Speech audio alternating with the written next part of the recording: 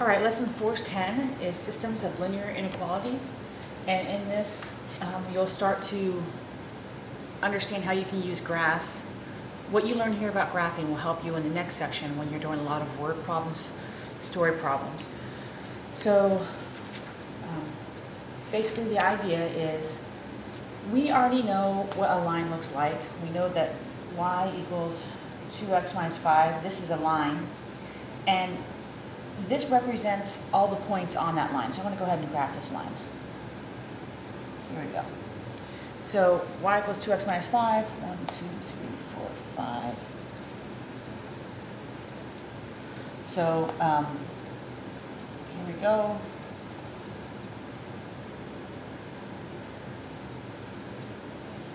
Now remember, you only ever need 2 points to graph a line. I did 3 there, and that's kind of a no-no. I don't like doing that. 2 points to find a line. It's one of the basic things of geometry. So whenever you're making a line, make 2 points, and then you're done. Okay, so this equation represents the actual line, everything that's on that line, because any point that I put in from this equation, from this line into this equation, will make this equation true. For example, here we have 0, negative 5. I'm going to put that in. Negative 5 equals 2 times 0 minus 5. Or negative 5 equals negative 5. Is that true? Yes, it's true. Any point on that line will make it true. And that's the important part to remember on this, is that the line represents all the points that make this true. One last time.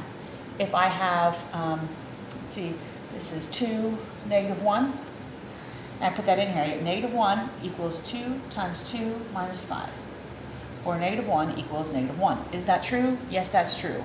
It's on the line. So points on the line represent all the different ways we can make this line true. Any point that I pick on this line would make this equation true. Now, conversely, or additionally, if we have y is greater than 2x minus 5, here we're talking about all the y points that are bigger than the line. So basically, if I put my pen on a line and I move up from that line and I pick a point, so let's pick 0, 0. This point is over the line, it's above the line. And when on the line, I go up. So I'm here on the line, bigger, should be up here. Any point in this area should make this true. Let's see. Is 0 greater than 0 times 0, or 2 times 0 minus 5? Is 0 greater than negative 5? It is true. Every point in this area will make this equation true. So let's just do it with one more point. Clearly, the point 1, 1 is in this area up here. So I'm going to go ahead and put that in. 1 is greater than 2 times 1 minus 5. 1 is greater than negative 3. Is that true? Yes, it's true. Everything in the shaded area represents points that would make this equation true. And lastly, let's look at the equation y is less than 2x minus 5. Now, if I go to the line and I do everything less than the line, which would be all this area, all that area should make this equation true. So let's pick one. Here we have, this would be the point 1, negative 6. Let's go ahead and put that in. So we get negative 6 is less than 2 times 1 minus 5. Oh, yes. So negative 6 is less than, yes, negative 3. Is that true? Yes, that's true. Negative 6 is less than negative 3. And I could pick any point in that red area and it would make this equation true. So it's important to realize these represent more than just equations. They represent graphs. This is represented by the line graph. This is represented by the shaded portion. This is represented by this shaded portion. These are pictures of solutions. Everything in this red shaded area will make this true. Everything in this blue shaded area will make this true. Everything on this black line will make this true. And of course, I think that you've seen before that if you have an equation where it's less than or equal to, so for example, let's say we have y is less than or equal to x. When we graph that, normally the line would look like this. This would normally be what the line looks like. And because it will be less than, so it will be everything underneath and it will also include the line. But if this equals 2 wasn't here, now this only represents the area under the line and not the line itself, and we represent that by dashing the line. A dashed line means the line is the border, but it's not included. Pieces of this line will not make this true. For example, in this situation, 0, 0 is on that line, but is 0 less than 0? No, 0 is not less than 0, 0 is equal to 0. So points on this line no longer make this true. Since points on this line no longer make this true, it must be represented with dashed lines. All right, so that's the very first part of this. The second part of this section is that they're going to give you more than one system of equation to do. For example, they give you this as example number 2.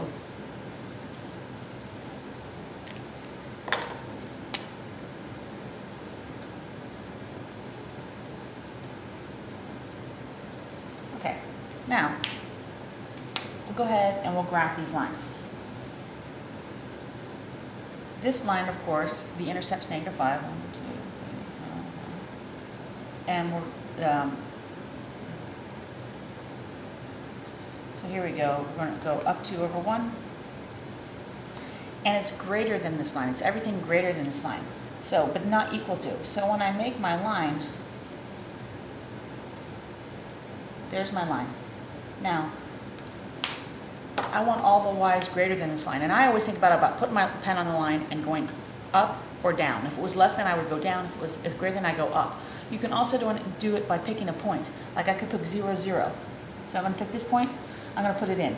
0 is greater than 2 times 0 minus 5. Is that true? Yes. 0 is greater than -5.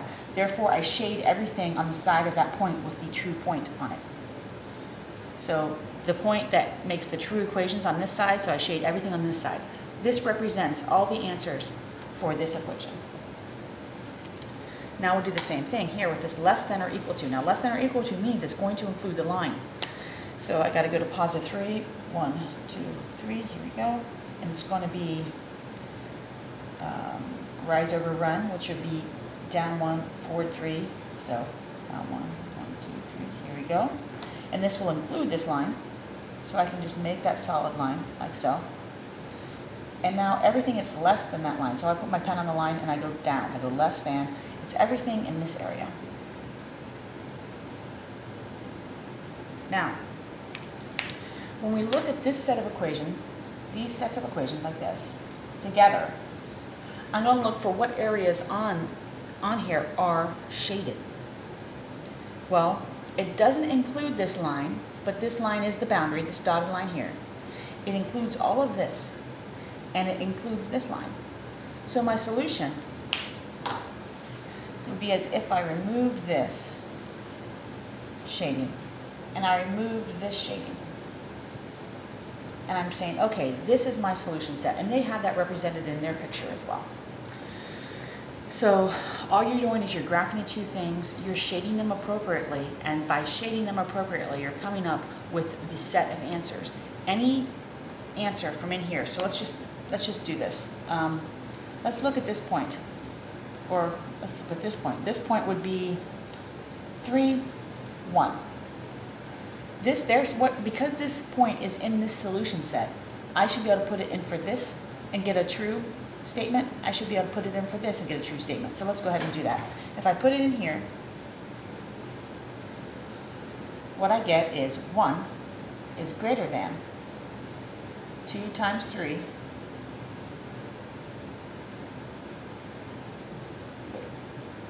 minus 5.